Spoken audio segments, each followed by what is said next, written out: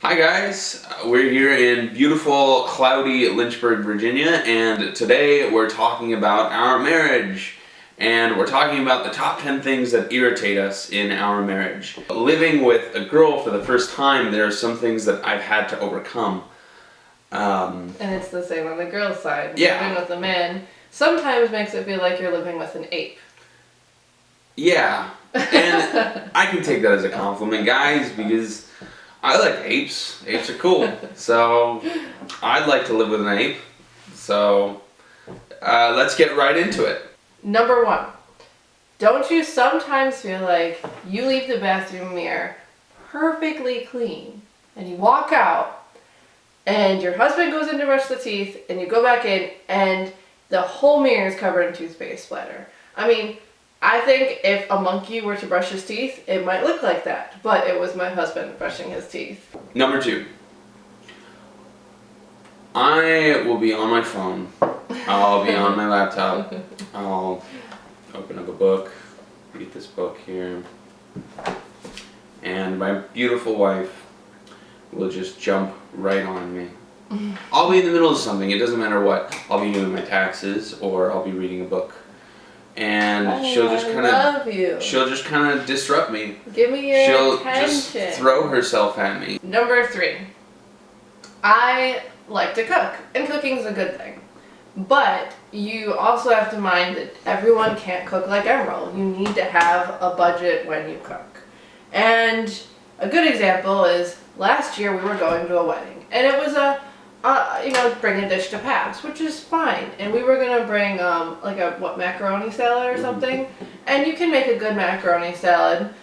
It doesn't take that many. Doesn't he spend $45 to $50 on his macaroni salad? $30. You had like 3 different kinds of cheese, 2 different kinds of salami and meats, like this bizarre dressing and vinaigrette. And I'm like, we don't have the budget for this on top of driving to the wedding and do all the other things that we were paying for.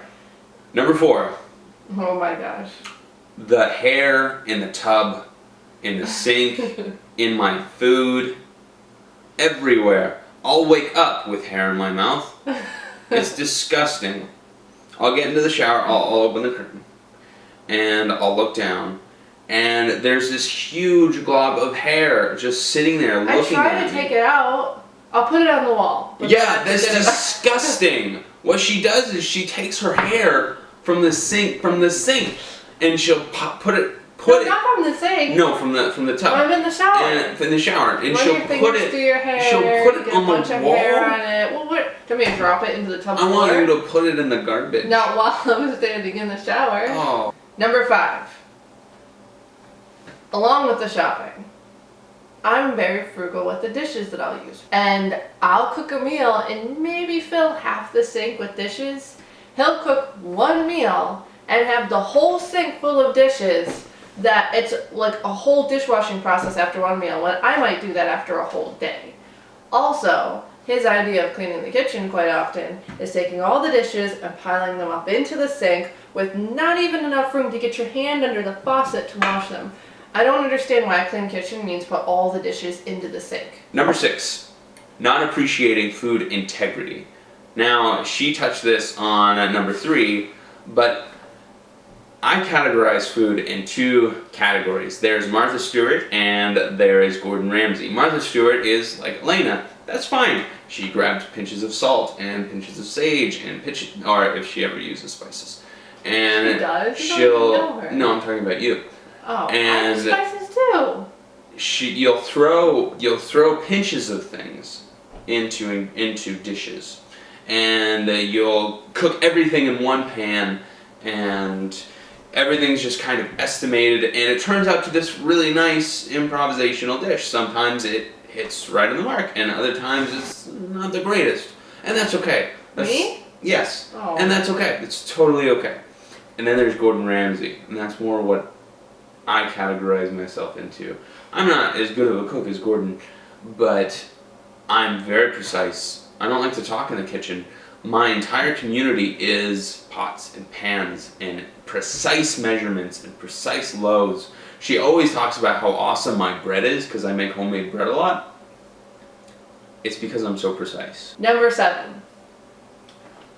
I really appreciate that I have a husband that cleans the house a lot. I'll come home from work or I would come home from school and the house would be clean and that would be great. And I'd really enjoy that. But if you ever watch him clean the house, it's rather comedic because he'll take everything out of the living room and kind of rearrange all of it somehow. I don't know what you do with all of it. And then everything that doesn't belong, he'll move into the dining room, and I'll come in the middle. If I come in the middle of this cleaning process, the dining room is cluttered with everything that was in the living room. And then it'll all make its way into the eat-in kitchen, which is where we are right now. And suddenly the table will be piled with all the stuff from the dining room and then the living room. And the whole house kind of gets shifted around, and sooner or later everything's put in its place. But it's like a 3-hour process to get the house clean. Number 8. Alaina makes decisions and switches that decision to another decision, and switches that decision to another decision, and switches that decision to another decision. For example, we're trying to move to China, and we accepted jobs. She was so excited and said, "Garrett, this is the best decision we could have made. I'm so excited." The next day, "Garrett, this is the worst decision. We shouldn't do this. We are here in the States and we love being in the States." The day after, "Garrett, I can't wait to go to China. I just want to go." The day after, "Well, maybe we should move somewhere else. You know we that shouldn't sign, go." and you know that scene from Tangled? Mm-hmm. That's me on an everyday basis. Number 9. The inability to put your dirty clothes in a hamper. He'll walk into the bedroom, take his pants off, and leave them on the floor. And then the shirt, and then the underwear, and the socks. And then, he'll put on his gym shorts or whatever and go to bed. And then he'll wake up and drop his gym shorts on the floor and put on another pair of pants. And the next night, it's a new pair of pants and a new shirt and new socks. And it goes on like that every day. And if it weren't for me, I don't know how you ever were able to see your bedroom floor. Mm-hmm.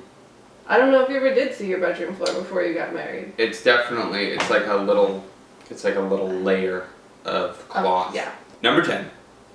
Putting yourself in danger. Alaina has a really great knack for running in front of traffic.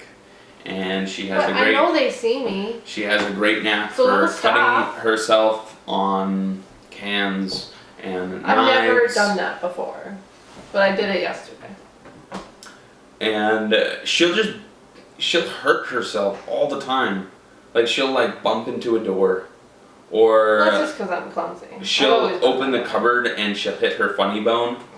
And I'll be in the next room and I'll hear, "Oh, oh, oh, oh." So, 10 things that we find irritating in our relationship. And I'm sure each of you could find some sort of relationship in your life that you could also list a couple annoying things. But we didn't do this just to kind of complain about each other or say how irritating it is to be in a marriage. Actually, there's a lot of benefit that come from the annoying things that happen in a relationship.